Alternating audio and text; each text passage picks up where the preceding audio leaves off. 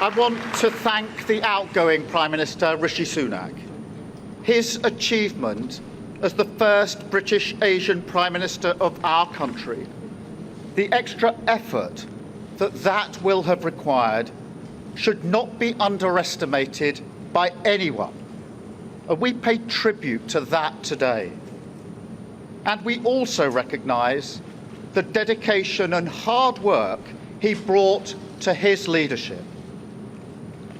But now our country has voted decisively for change, for national renewal, and a return of politics to public service. When the gap between the sacrifices made by people and the service they receive from politicians grows this big, it leads to a weariness in the heart of a nation, a draining away of the hope, the spirit, the belief in a better future, that we need to move forward together. Now, this wound, this lack of trust, can only be healed by actions, not words. I know that. But we can make a start today with the simple acknowledgement that public service is a privilege and that your government should treat every single person in this country with respect. If you voted Labour yesterday, we will carry the responsibility of your trust as we rebuild our country. But whether you voted Labour or not, in fact, especially if you did not, I say to you directly, my government will serve you. Politics can be a force for good. We will show that.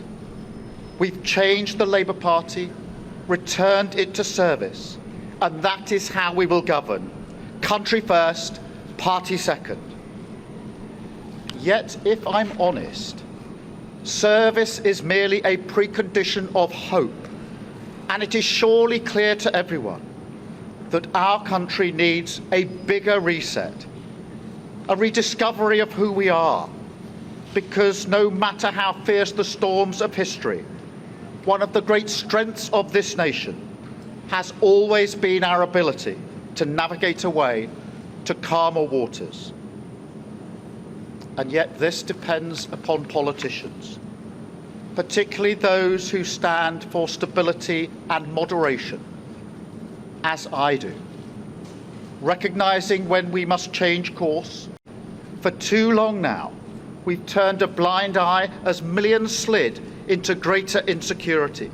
Nurses, builders, drivers, carers, people doing the right thing, working harder every day, recognised at moments like this before, yet as soon as the cameras stop rolling, their lives are ignored. I want to say very clearly to those people, not this time. Changing a country is not like flicking a switch. The world is now a more volatile place. This will take a while. But have no doubt that the work of change begins immediately.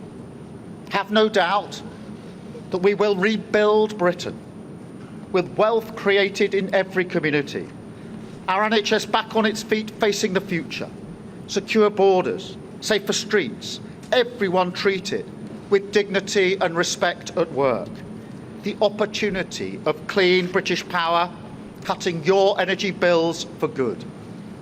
And brick by brick, we will rebuild the infrastructure of opportunity, the world-class schools and colleges, the affordable homes that I know are the ingredients of hope for working people, the security that working-class families like mine can build their lives around.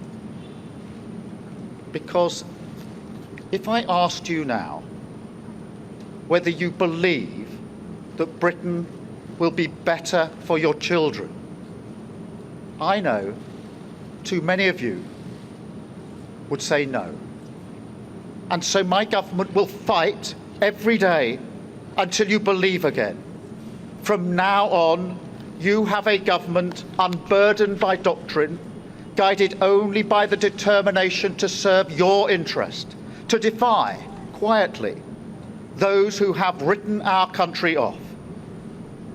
You have given us a clear mandate, and we will use it to deliver change, to restore service and respect to politics, end the era of noisy performance, tread more lightly on your lives, and unite our country.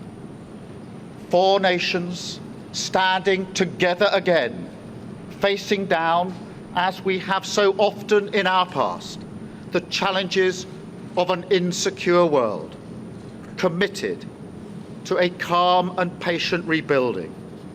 So, with respect and humility, I invite you all to join this government of service in the mission of national renewal.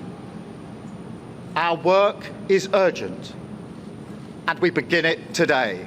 Thank you very much.